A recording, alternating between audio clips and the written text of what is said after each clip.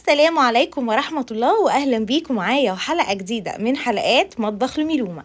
ازيكم عاملين ايه؟ وحشتوني جدا جدا جدا. الشتاء جه وروايح الشتاء هلت علينا بأكلاته الجميلة. الكرنبيت بقى بص احنا اسكندرانية بنقول على الكرنبيت كرنبيت مش أرنبيت، تمام؟ عشان نبقى متفقين. النهارده بقى طقت في دماغي اكل ايه؟ أرنبيت. الأرنبيت ايه ده؟ انا بقول أرنبيت ليه؟ الكرنبيت ظهر. بصوا البشاير بتاعته كرنبيتيه صغنططه ازاي. انا اصلا الغدا بتاعي النهارده عباره عن لحمه مش ستيك، دي متقطعه اسمها ريب اي، لكن الريب اي النهارده انا هسويها بطريقتي، هنشوف مع بعض هعملها ازاي. الريب اي من حته اللحمه الطريه السهله اللي بتستوي بسرعه، ما بتاخدش سوا يعني. طيب انا هعمل معاها رز اصفر، وهعمل كمان كرنبيت. هي طقت في دماغي اكل كرنبيت. هتقولوا لي يا لومي ايه جاب ده جنب ده؟ يعني ده ما يمشيش مع ده. عايزه اقول لكم انا ما كنتش عايزه اكل لحمه، وعايزه اقول لكم انا لما بعمل الكرنبيت العيال بتفرح قوي، لكن في ناس ما بتحبش الكرنبيت. فاعمل ايه؟ فانا عملت الكرنبيت ليا وللي بيحبوه، وعملت اللحمه وعملت الرز، وقلت ايه يبقى غدا تمام. اللي عايز ياكل منه ياكل، اللي مش عايز هو حر. جبت كرنبيتايه كرنبيتين عشان هي كانت صغننه، فجبت 2 قطعتهم كده زي ما شفتوا، فصلت الزهور عن بعضها خليتها وحايد، ودلوقتي حطيتها في الحله وشطفتها شطفتين حلوين، وحطيت عليها ميه، غطيتها بالميه او غطيت الكرنبيت بالميه، وحطيت ملح وفلفل اسود وشويه خل ورقتين ورق لورا وشويه كمون. طبعا كل الكلام ده ما بيخليش البيت يبقى ريحته قويه كده مطرح السلق بتاع الكرنبيت، لان الكرنبيت من يعني بيدي ريحه قويه كده، بتبقاش حلوه في البيت يعني. لكن شويه الخل اللي انا حطيتهم وورقتين اللورا دول بيخلوا الريحه تخف خالص يعني. جبت الخضره بتاعتي، شبت، بقدونس، كزبره، نضفتها كويس على المفرش اللي انا بحطه على الرخام عشان ما بهدلش الدنيا حواليا. قشرت توم، وهنا بعد ما غسلت الخضره وهي لسه مصححه هبتدي اقطع العيدان الناشفه اللي فوق، وبعدين احطها في الكبه افرمها كويس مع فصين التوم ياخدوا فرمه كده حلوه. ليه بقى؟ بجهز الخضره اللي هتتحط في الكفر بتاع الكرنبيت، في التتبيله بتاعت الكرنبيت. اهو شبت وبقدونس وكزبره، فرمتهم كويس وهحطهم في طبق على جنب. وبعدين هبتدي اجيب طماطمتين 3 كده كبار، برضو افرمهم كويس في الكبه زي ما انتوا شايفين كده، من غير ولا نقطة مية، انا عايزاها كده بيور، واحطهم برضو في طبق واسيبهم على جنب. كل ده الكرنبيت بتاعي على النار بيتسلق. بصوا الكرنبيت طالع فاتح ازاي. هنا بختبره، لقيته استوى، وهبتدي اطلعه بقى في مصفى زي ما انتوا شايفين كده، ابيض وزي الشمعة. ليه؟ علشان نقطة الخل اللي انا حطيتها دي بتخلي الكرنبيت يبيض وهو بيتسلق. فاهمين القصة في ايه؟ بس ادي الكرنبيت بتاعي كله اهو في المصفى، يتصفى كويس قوي واسيبه لما يبرد خالص، وبعدين نشتغل فيه. خلاص دلوقتي بقى يا جماعه هتخلص من الميه دي خلاص، وهبتدي اشتغل في اللحمه عبال ما الكرنبيت بتاعي يبرد خالص. حطيت معلقه من السمنه البلدي ومعاها شويه من الزيت. حلو الكلام يا ست الكل، حلو الكلام.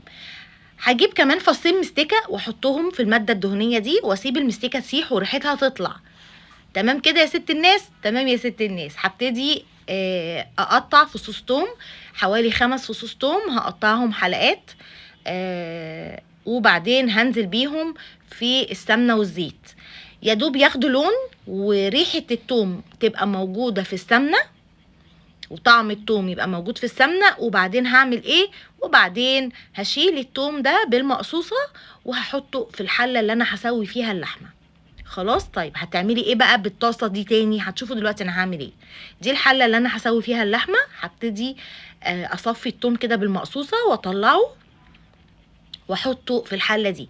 طبعا الريب اي ليها طريقه للسوى، لكن انا عملتها النهارده بطريقتي وطلعت جميله جدا وعجبت البيت كله. تمام كده؟ تمام. هجيب هنا بقى قطع اللحمه بتاعتي، شايفين بيبقى شكلها عامل ازاي؟ بتبقى كبيره وسميكه لكن بتستوي قوام. هبتدي ارش عليها ملح وفلفل اسود ورشه من جوز الطيب، مش كتير، وهكتفي باول دور بس هو اللي هحط له جوز الطيب، لاني النكهه بتاعت جوز الطيب كلها هتنزل في السمنه، فهكتفي بالنكهه اللي نزلت في السمنه، مش هزود، لاني مش مستحب ان انتي تحطي من جوز الطيب دي كتير. طيب بعد ما رشيت ابتدي بقى ادلك قطع اللحمه بالمنظر ده، واخلي الملح والفلفل يتغلغلوا الانسجه بتاعتها كده، وبعدين اروح نازله بيهم في الزيت او في الخليط بتاع الزيت والسمنه. انا مهديه النار هنا، النار متوسطه ولا عاليه ولا واطيه. هخليها تتشمع وتاخد نص سوا في الطاسه او على الجريل. هبتدي اتبل القطعه اللي وراها واسيبها في التتبيله لحد ما الدور ده ينتهي ويطلع من الطاسه. ابتدي احط بقى ايه باقي القطع. تمام كده. طيب بصوا زي ما انتوا شايفين برش وادعك قطع اللحمه كويس جدا، واخلي الملح يختفي كده جواها. هبتدي اقلب على الوش التاني اهو، مش انا بقلب اللحمه على الوش التاني، مش انا اللي هقلب على الوش التاني. زي ما انتوا شايفين كده اللحمه تمام التمام، اخدت وشين حلوين وخدت نص وقت السوا. تمام كده اهو. انزل بقى باهو بالقطعه التانيه اهي، وباقي اللحمه هيحصل فيها نفس الحكايه كده اهو. زي ما انتوا شايفين الحتت التانيه اهي انا حطيتها، وحطيت عليها الملح والفلفل ودلكتها كويس. شايفين؟ لو بتتفرجي عليا بقى النهارده وما اشتركتيش، اتفضلي بقى انزلي كده زي الشطوره اشتركي في القناه وقولي لي بتتفرجي عليا من انهي بلد. بفرح قوي لما بلاقي في ناس كتير من اماكن كتير بتتفرج عليا، بيقولوا لي احنا من هنا ومن هنا ومن هنا.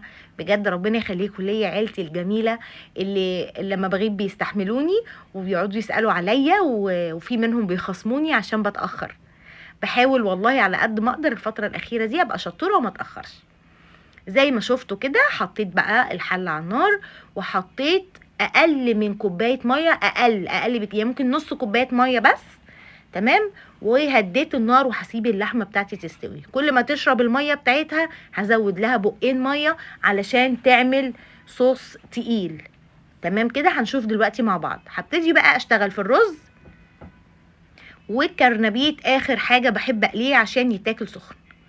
الرز بتاعي النهارده مش هعمله بالبصل، انا حطيت معلقه كبيره من السمنه، وحطيت معاها فص مستكه، وحطيت كركم وكاري ومرقه دجاج، ودوبت مرقه الدجاج معاهم كويس قوي، ولغايه ما ريحه البهارات دي طلعت هبتدي انزل بالرز البسمتي اللي انا غسلاه ونقعاه. تمام. الرز النهارده هشتغل في الرز الاصفر. بحب اشتغل في الرز الاصفر، الابيض بصراحه ما برتاحلوش، يعني بحس ان الرز الاصفر احلى. تمام كده. هبتدي اشوح الرز كويس قوي واغلف الرز مع التوابل والسمنه. كل ما غلفتي الرزايه كل ما طلع الرز معاكي مفلفل ومش معجن. تمام. هخلي الرز ينشف كويس بعد التقليب ده، وبعدين اهو بصوا لازم تشوحي الرز كويس جدا مع السمنه، تخلي كل رزايه متغلفه بالسمنه. تمام التمام كده. لوز اللوز عنب العنب. ماشي يا فندم؟ اشتركتي ولا ما اشتركتيش؟ قوليلي كده. طيب شطوره. لايك بقى للفيديو القمر ده. الله ينور. ايوه كده، لايكاتكم الحلوه اللي بتشجعنا دي. بعد كده هعمل ايه يا جماعه؟ بعد كده انا لغايه دلوقتي تايهه ومش عارفه لسه هعمل ايه، بس انا ما زلت بقلب في الرز. ما كفايه تقليب بقى يا لومي؟ لا لازم اوريكم انا قلبت في الرز قد ايه. تمام. هنزل بقى بالميه السخنه. شفتوا كنت محضراها جنبي ازاي؟ هغطي الرز. طبعا الرز البسمتي بياخد ميه اكتر من الرز المصري. تمام. يعني لو انا بحط للرز المصري كل كوبايه رز كوبايه ميه، لا للبسمتي بحط كل كوبايه ميه كل كوبايه رز بحط له كوبايه وربع ميه. مش هقول ونص لان انا جربت ونص بيطلع معجن، لكن كوبايه وربع ميه كان كويس عليه جدا. حطيت شويه ملح وفلفل اسود في الاخر، وهسيبه بقى يتشرب خالص بالطريقه العاديه خالص بتاعت اي رز في الدنيا، يغلي وههدي النار عليه.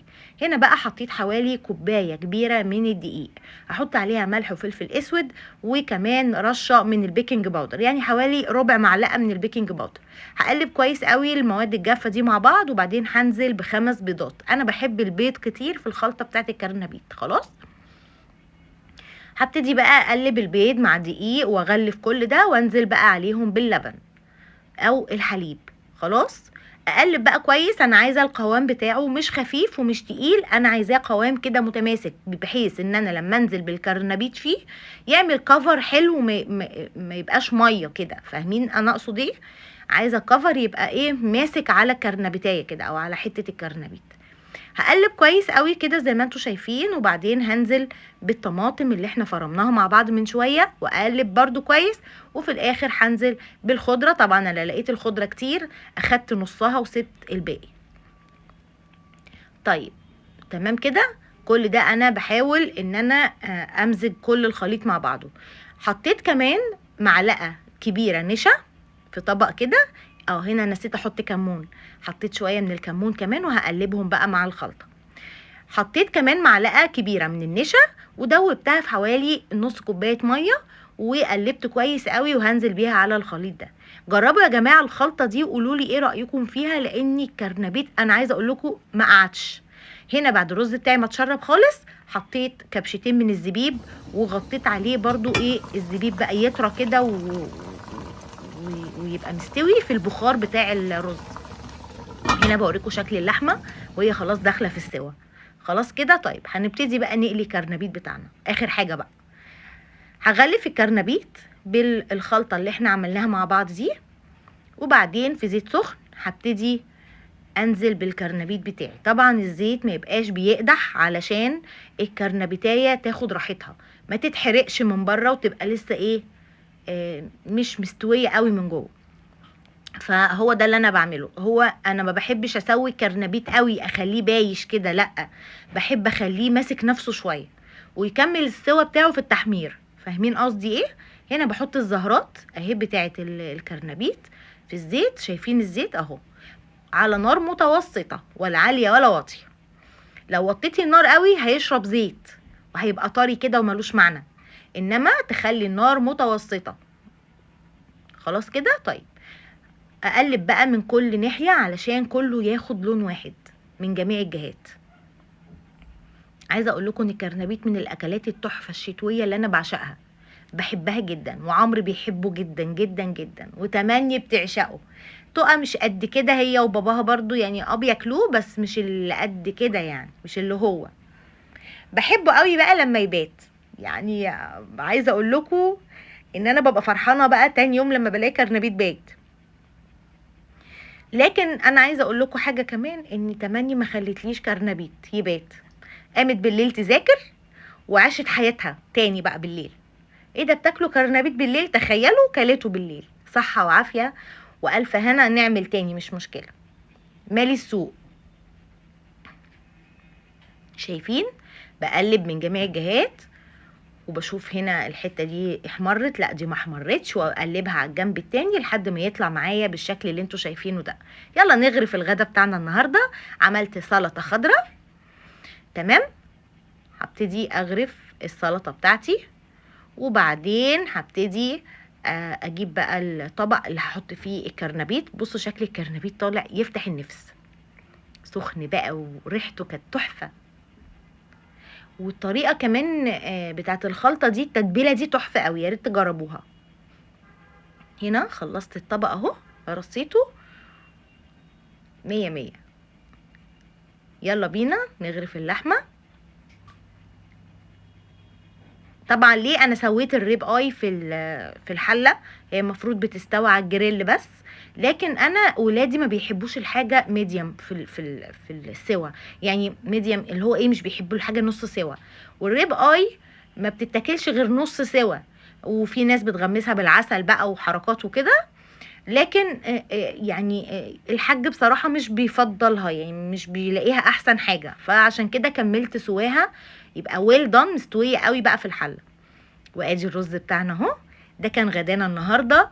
يا رب الحلقه النهارده تكون عجبتكم، وغدايا النهارده يكون فتح نفسكم. اشوفكم بقى الحلقه الجايه ان شاء الله، والسلام عليكم ورحمه الله وبركاته.